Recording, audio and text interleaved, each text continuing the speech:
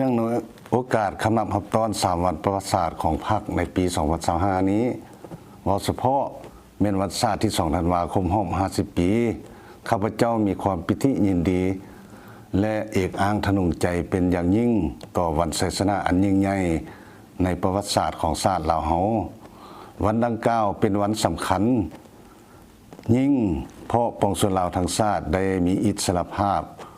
ออกจากแอกปกครองของจักรพรรดิและเป็นเจ้าของประเทศชาติอย่างสมบูรณ์นับแต่มื้อสถาปนาจนมาถึงปัจจุบันพรรคประชาชนปฏิวัติลาวได้นำพาปวงชนลาวทั้งชาติดำเนินภารกิจเปลี่ยนแปลงใหม่อย่างรอบด้านคือปกปักรักษาและสร้างสรรค์พัฒนาประเทศชาติในแต่ละระยะของการปฏิวัติและได้รับชัยชนะเป็นก้าวมา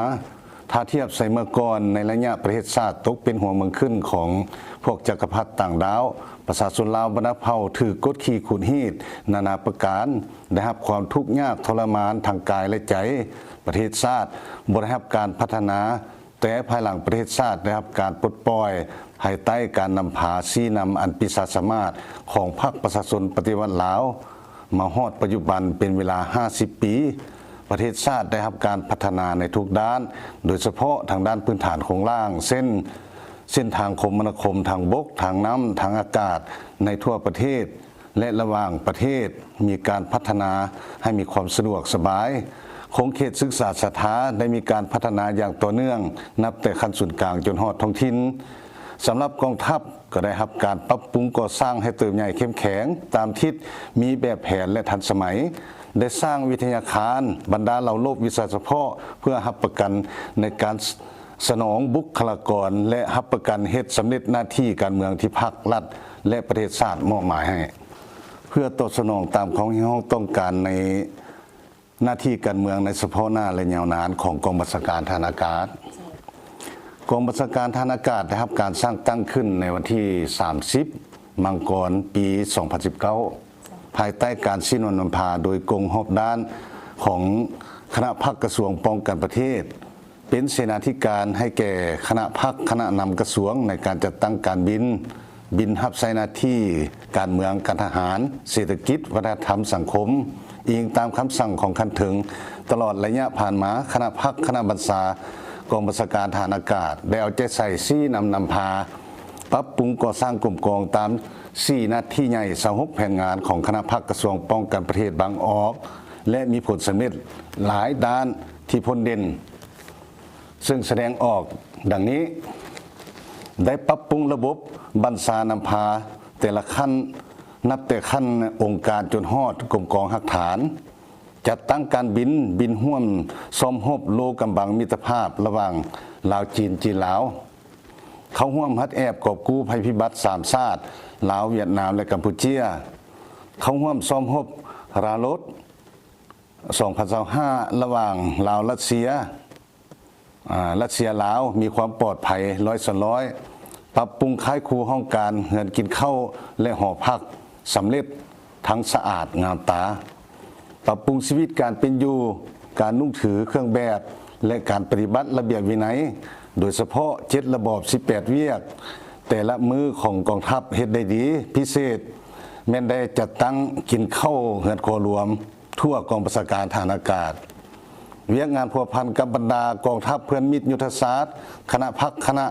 นำของกองบัญชาการทหารอากาศได้เอาใจใส่พัวพันร่วมมือกับสป.จีนส.รัสเซียและส.เวียดนามเพื่อยัดแย่งเอาบทเรียนและทุนก่อสร้างนายทหารตามแผนของคันถึงนอกนี้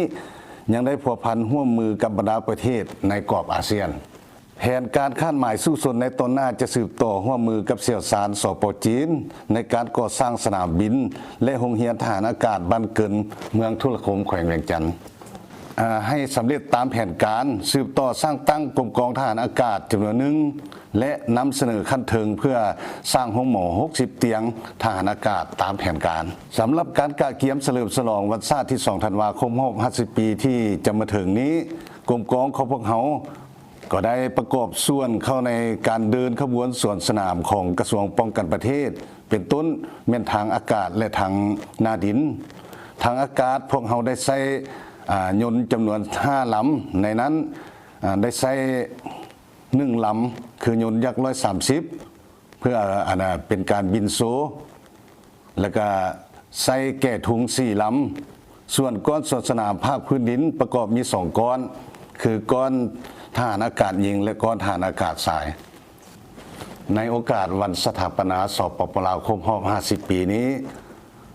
เฮาตั้งหน้าพนักงานนักรบทั่วทหารอากาศขอแสดงความรู้บุญคุณมายัง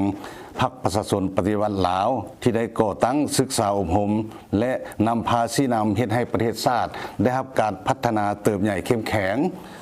ขออวยพรไซอันประเสริฐมายังการนำภาครัฐจงมีสุขภาพเข้มแข็งมีพลานามัยสมบูรณ์สืบต่อ